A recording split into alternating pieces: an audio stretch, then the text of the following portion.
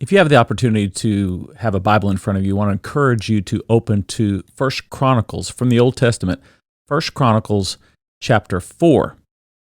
While you're turning there, I also want to inform you, if you don't already know this, for those of you who are watching this on YouTube, that we also have a Christian podcast that is available audio only on Apple Podcast, Google Podcast, Spotify, iHeart Radio, various venues.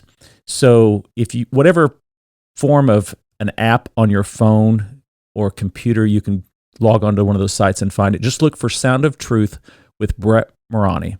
That's Maragni. Sound of Truth with Brett Maragni, and you should be able to subscribe or follow whichever app you choose our audio podcast, which actually produces more frequently content than we do on this YouTube channel. And it has content that is typically different from what you see here.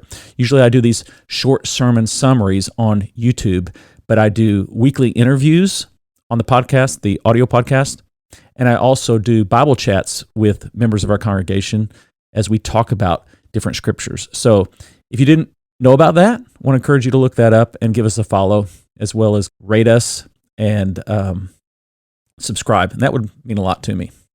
Appreciate that.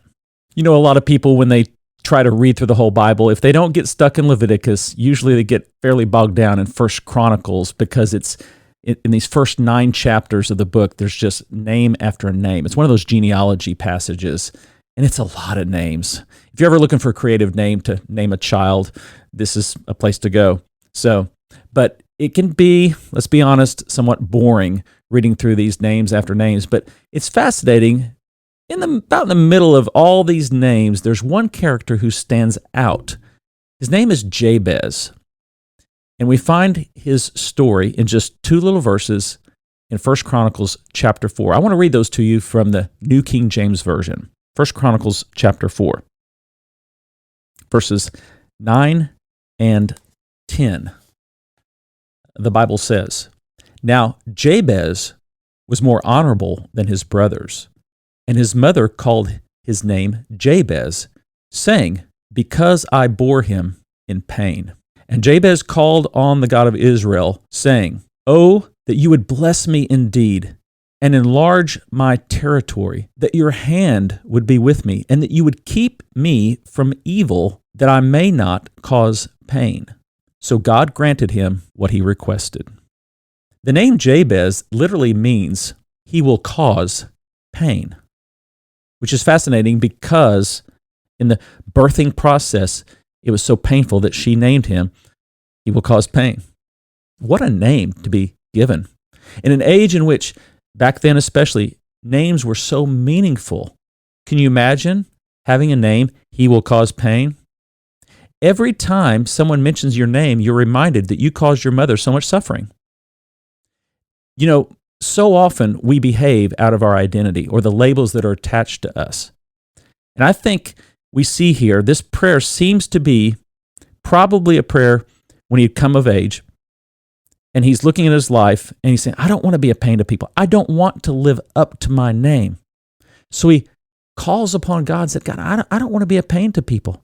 Now that's further down in his request, as you can note there.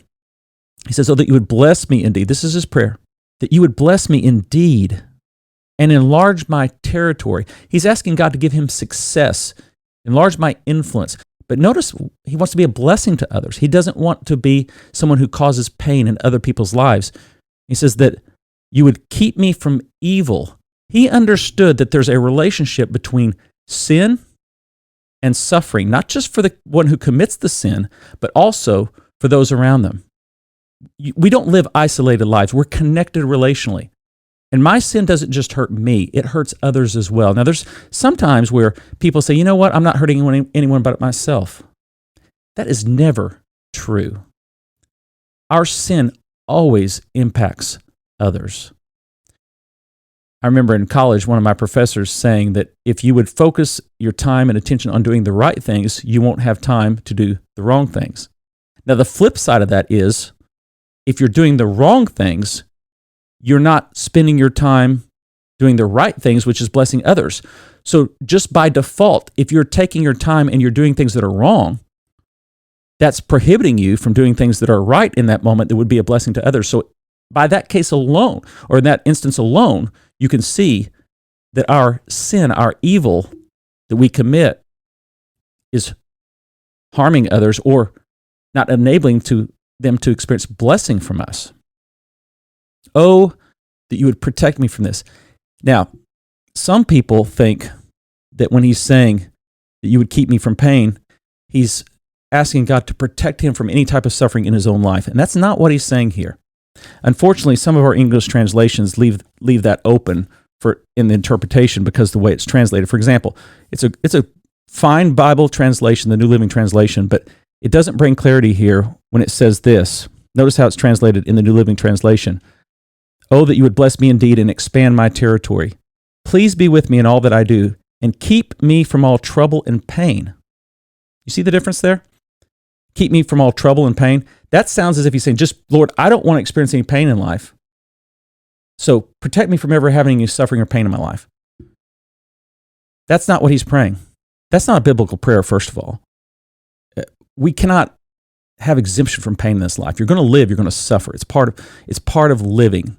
Not just because there's sin in the world, but also because there's sin in us, and we're going to cause ourselves pain. So Jabez here is wanting to be protected from harming others. He brought pain to his mother, most likely in the birthing experience, and he's reminded of that all the time, and he's carrying this label. He wants to be free of it. I don't want to cause other people pain, so keep me from evil, because that's the main way that we hurt others and cause pain is through sin. Now, we know when he was a baby being birthed, it wasn't his fault, but he had that label attached to him, and that's so often the case. Maybe it's a name you've been given, or maybe it's a nickname that was given to you when you're young, or perhaps you were giving a certain label. Maybe someone influential in your life called you a loser, or you'd never amount to anything. And then that's like a recording in your head that keeps playing over and over, and it's attached itself to you. And you need to be set free from that. Call upon the Lord. Lord, protect me from that. I'm not going to wear that label. I'm not going to accept that label. I believe you have better things for me. And I believe you can answer my prayer. And you are going to use me for your glory, and you're going to protect me and grow me in holiness and walking with you, so I'm a blessing to others. This is a great prayer. And the Bible says God answered his prayer.